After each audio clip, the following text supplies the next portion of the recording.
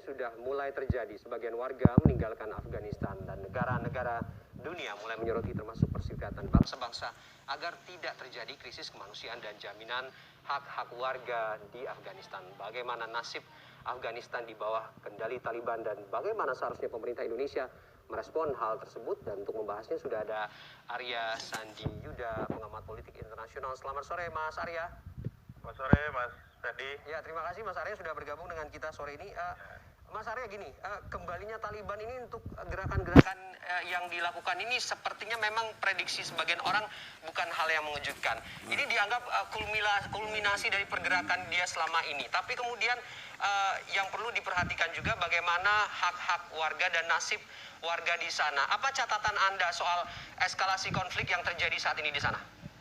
Ya, yang pertama, Presiden Joe Biden telah tegas menyatakan bahwa dia atau beliau tidak mau melanjutkan kebijakan yang terdahulu ya. Ini adalah masa kepresidenan keempat dari sejak awal dilakukannya global war on terror di Afghanistan, dan memang Joe Biden menyadari bahwa center of gravity atau pusaran pengaruh dari terorisme yang ada di Afghanistan di awal intervensi Amerika Serikat ke Afghanistan itu bukanlah fisik, tapi ada faktor ideologi, dan ini terbukti ketika entire war machinery of the world dikerahkan pun tetap tidak mampu menghilangkan salah satu faksi yaitu Taliban. Dan ini keputusan yang menyebabkan, saya kira, menjadi faktor terbesar kenapa Taliban bisa mengambil alih Afghanistan. Dan kalau kita lihat sejak diambil alihnya Afghanistan oleh Taliban itu ada 3 dampak besar ya. Dampak yang sifatnya langsung, dampak tidak langsung, dan dampak yang sifatnya diskursif atau naratif yang bisa meluap ke kawasan dan juga dunia. Kalau kita lihat dampak langsungnya tadi Mas Ferdi juga menyebutkan ada dampak-dampak yang sifatnya krisis kemanusiaan dan dampak-dampak eksesif lainnya sebagai dampak dari transisi kekuasaan di masa tidak normal.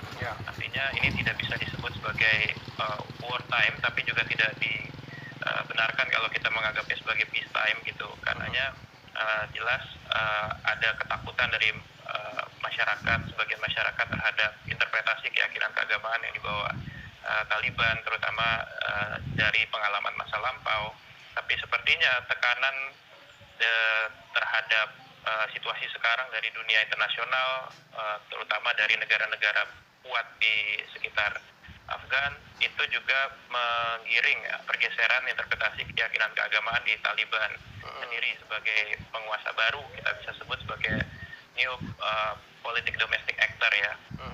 Satu aktor domestik politik baru yang berkuasa, dan kita bisa lihat cara Taliban berkomunikasi, terus kemudian ada upaya melakukan komunikasi dengan presiden terdahulu Hamid Karzai, ada upaya-upaya yang tidak biasanya kita lihat di Taliban masa lampau, dan ini sepertinya negara-negara barat juga menyadari ini.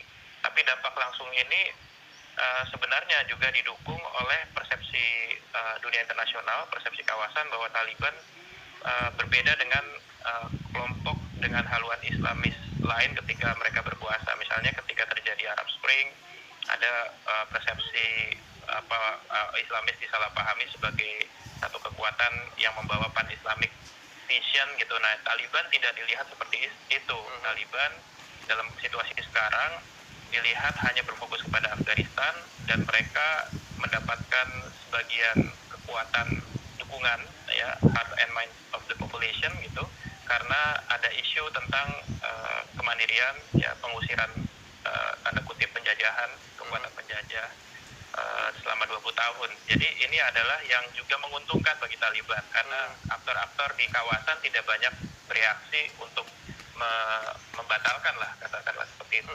Kalau dilihat dampak tidak langsung itu kita bisa lihat misalnya di negara-negara sekitar. Iran sudah pasti tidak akan menjadi tujuan favorit para pengungsi, karena pengungsi biasanya yang tanda kutip merasa dirugikan atau tidak sejalan dengan Taliban. Pengungsi mengungsi ke Iran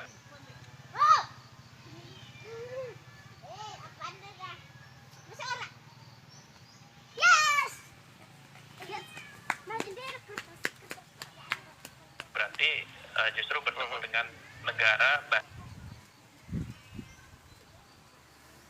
basis pro Taliban, karena Iran sebagai traditional supporter meskipun secara officially tidak mungkin mengaku seperti itu. Terus kemudian ke Pakistan, 25% dari etnik di Pakistan punya kesamaan, ideologinya punya kedekatan, itu akan menjadi salah satu